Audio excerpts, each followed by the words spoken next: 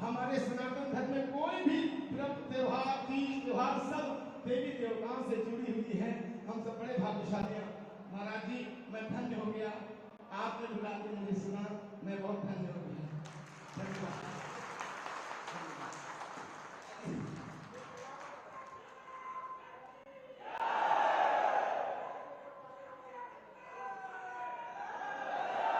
इस होली के महापर्व पर हमारे पूज्य महाराज जी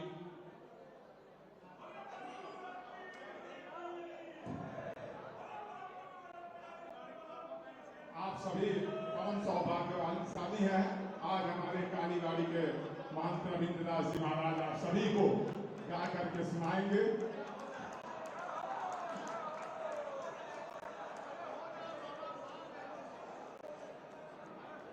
बहुत अच्छे होली के उलारा गाते हैं परम पूज्य महाराज जी।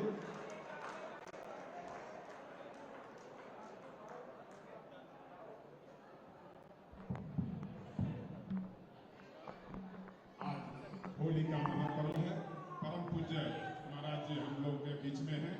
आपके शुभ आशीर्वाद हम सभी को प्राप्त होगा। आप निश्चित ही सौभाग्यशाली हैं। आज सभी एक दूसरे को बधाई दे रहे हैं। परम पूज्य महाराज जी से मेरा अनुरोध है कि आप आशीर्वचन देने का कष्ट करें। परम पूज्य महाराज जी। सत्य सनातन धर्म की, सत्य सनातन धर्म की, भारत माता की, भारत माता की, गौ माता की, गौ माता की, गंगा माता की, गंगा माता की, वृंदावन बिहारी लाल की, वृंदावन बिहारी लाल की, मर्यादा पुरुषोत्तम प्रभु श्री राम की, मर्यादा पुरुषोत्तम भगवान श्री राम की। नमः पार्वती पति हर हर।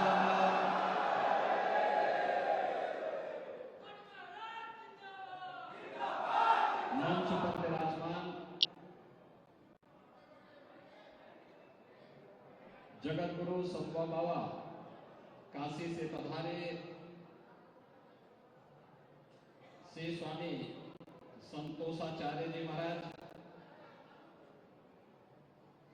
महाकुंभ में जगत गुरु बनने के बाद उनका यहाँ पर पहली बार आगमन हुआ है। मैं इस अवसर पर आप सबकी ओर से उनका अभिनंदन करता हूँ। तपसी धाम बस्ती के श्री महंत जी यहाँ पर आए हैं। सिद्धपीठ कोतकला हरियाणा से श्री महंत शुक्राई नाथ जी हैं। कालीबाड़ी के आपके चिर परिचित महंत रविंद्रदास जी, प्रोफेसर यूपी सिंह जी जो महाराणा प्रताप शिक्षा परिषद के अध्यक्ष भी हैं और पूर्वांचल विश्वविद्यालय के पूर्व कुलपति भी हैं।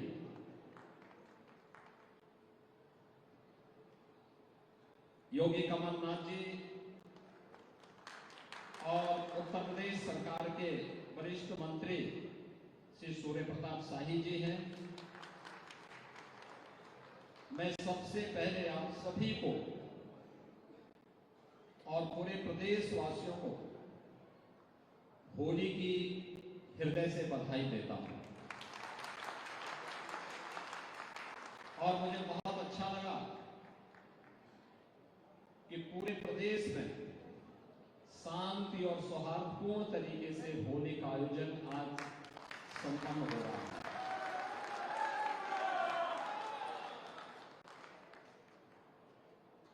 होली हमारे लिए इसलिए भी महत्व रखता है, जो लोग सनातन धर्म की परंपराओं पर और सनातन धर्म पर प्रश्न उठाते हैं, उन लोगों का जवाब है होली।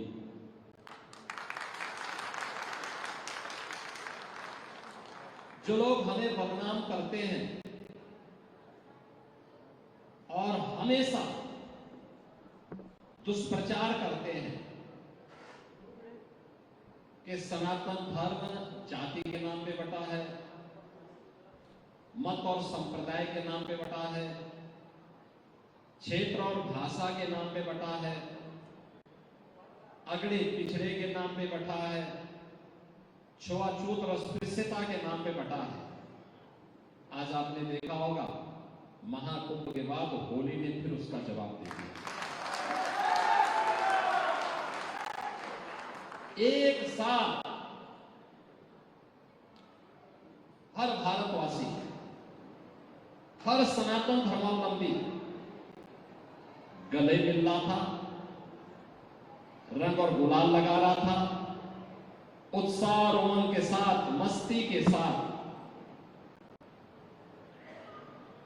होली के गानों के साथ झूमते हुए इस आयोजन के साथ जुड़ करके भारत की सनातन परंपरा को मजबूती प्रदान करता था। और यही तो हमारी सबसे बड़ी ताकत है। सनातन धर्म की सबसे बड़ी ताकत यही है, इसीलिए इसको जीवन पद्धति कहा गया है। अगर कभी कोई विकृति किन्हीं कारणों से आ गई हो तो उसका परिमार्जन का मार्ग भी हमारे पर्व और त्योहारों के माध्यम से वो स्वयं आगे बढ़ा देता है। दुनिया देख रही है जब 13 जनवरी से 26 फरवरी के बीच इन 45 दिनों में प्रयागराज की धरती पे महाकुंभ का आयोजन हो रहा था। लोग मानते थे कि 20-25 करोड़ लोग आ जाएंगे। कुछ लोग ये भी मानते थे कि हो सकता है संख्या ज्यादा है। हमने कहा ये जिम्मेदारी हम आपको देते हैं। आज टेक्नोलॉजी हो गई है, एक एक सिर को गिना जा सकता है, और सिर को नहीं गिना जा सकता बल्कि चेहरे को पहचान करते हुए स्वयं आर्टिफिशियल इंटेलिजेंस के माध्यम से व्यवस्था की जा सकती है कि एक व्यक्ति की काउंटिंग एक ही बार हो। और तब EI टूल के माध्यम से जब काउंटिंग हो रही थी 13 जनवरी से लेकर 26 फरवरी तक, तो 66 करोड़ से अधिक श्रद्धालु प्रयागराज में सरस्वती की पावन त्रिवेणी में एक घाट पर एक संगम में मां गंगा के सानिध्य में आस्था की पावन डुबकी लगाते हैं, महास्नान के भागीदार बनते हैं। दुनिया भौचक रह गई। दुनिया के लिए कौतूहल का विषय था, आश्चर्य का विषय था, क्योंकि अद्भुत अविस्मयकारी एक चमत्कार उनको दिखाई दे रहा था। ये क्या हो रहा है? लेकिन हम सब सनातन धर्मावलंबियों के लिए तो यह एक सामान्य जीवन पद्धति का हिस्सा है, क्योंकि कुंभ की परंपरा हमारे यहां आज से नहीं हजारों वर्षों से चली आ रही है। हजारों वर्षों से परंपरा चली आ रही है। ये परंपरा भारत की ऋषि परंपरा की, ज्ञान की परंपरा की विधा है। वे महान आयोजन है जहां से प्रेरणा प्राप्त करके फिर एक नए उत्साह और उमंग के साथ इस सनातन धर्मावलंबी आगे बढ़ करके कार्य करता है। और कुंभ की वह प्रेरणा इस बार होली में फिर देखने को मिली। जो लोग कहते थे कि इतने बड़े लोग, इतने ज्यादा लोग इस आयोजन का हिस्सा बनेंगे, कुछ भी हो सकता है। दुनिया में कहीं और होता तो बीमारी से ही लोग मर गए होते, अव्यवस्था फैल गई होती, विस्फोट हो गए होते, तमाम प्रकार की अव्यवस्था का शिकार होना पड़ता। लेकिन एक शहर, एक नगर, जिस नगर की कुल आबादी 25 लाख की हो, उसके बगल में मां गंगा के तट पर एक अस्थायी सिटी बसा कर, अस्थायी शहर बसा करके, और लगातार 45 दिनों तक यह आयोजन हो। लोग आते थे, श्रद्धालु आते थे, स्नान करके फिर अपने गंतव्य के लिए प्रस्थान करते थे। जो आया, मैं मानता हूं कोई भी ऐसा सनातन धर्मावलंबी नहीं होगा देश और देश के बाहर, दुनिया में कहीं भी, जिसके घर में गंगा जल न गया। महाकुंभ का गंगा जल पर भी आपने देखा होगा, इस देश के यशस्वी प्रधानमंत्री मोदी जी अभी मॉरिशस की यात्रा पे गए थे और मॉरिशस के राष्ट्राध्यक्ष को भी उन्होंने महाकुंभ का ही गंगा जल भेज दिया। यह है सनातन आस्था के प्रति श्रद्धा का भाव, सनातन संस्कृति के प्रति आस्था का भाव। और ये दोनों आयोजन एक ही संदेश दे रहे हैं, दोनों के पीछे एक ही संदेश है कि हम कोई भी हमारे में बंटवारा नहीं है। जो हमें बदनाम करते हैं, बंटवारा तो उनकी बुद्धि में है।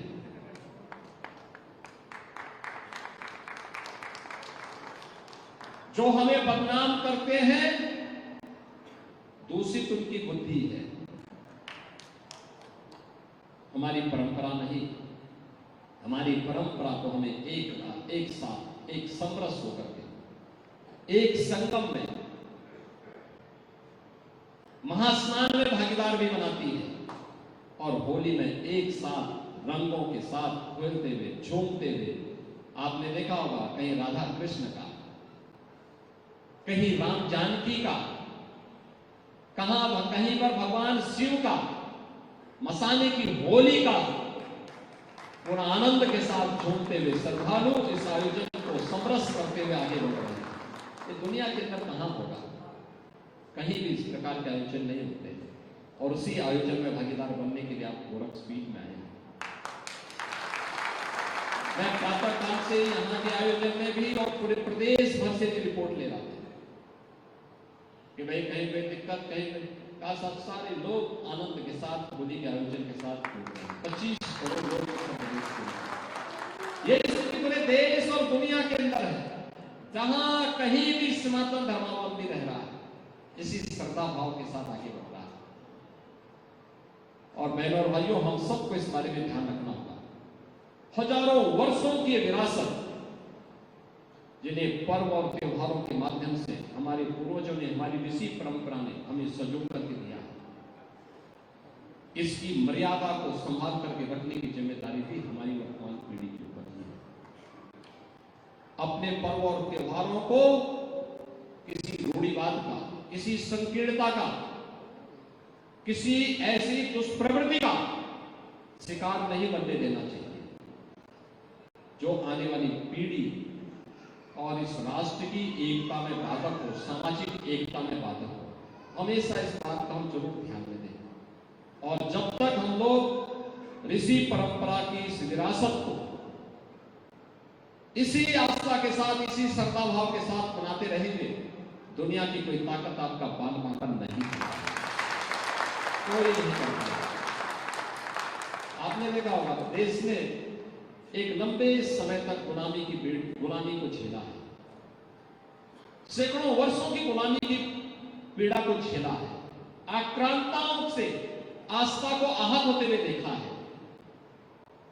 अपनी आस्था को अस्त व्यस्त होते हुए देखा है। होली और दीपावली जैसे पर्वों को रुकवाने की, महाकुंभ जैसे आयोजन में तमाम प्रकार की बाधाएं खड़े करने के आयोजन, तमाम इस प्रकार के शासकों को देखा है, लेकिन कोई इस परंपरा को कभी रोक नहीं पाया। यह अनवरत चलती रही।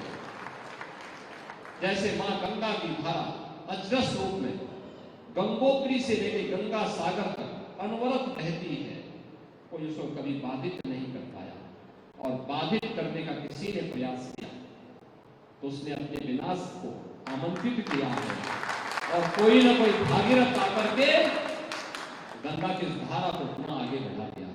ऐसे ही हमारे सनातन धर्म की धारा है, पर्व और त्योहारों के माध्यम से आगे बढ़ करके निरंतर इस समाज को पुष्ट करती है, मजबूत करती है। समाज कोई भी तभी जीवित रहता है जब वो अपने स्वार्थ से ऊपर उठ करके परमार्थ के लिए सोचता है, अपने देश के लिए, अपने समाज के लिए। और हमें भी इन पर्वों और त्योहारों के माध्यम से इसी बात को लेकर के आगे बढ़ना होगा। आज के इस अवसर पर आप सब ने दिन भर होली खेली है, अपने परिवार के साथ, मोहल्ले के साथ, अगल बगल के लोगों के साथ। अब यहाँ पर आप लोग आए हैं, मैं होली के अवसर पर एक बार फिर से आपको बधाई देता हूँ। यहाँ से आप प्रसाद लेकर के जरूर जाएंगे। होली का आयोजन या उत्साह आपके जीवन में इसी प्रकार से बनी रहे। यहाँ पर पुष्पों की थोड़ी वर्षा होगी और उसके बाद फिर बाहर प्रसाद लेकर के आनंद के साथ झूमते हुए आप अपने घरों को प्रस्थान करेंगे। विश्वास के साथ आप सबको मैं होली की बधाई और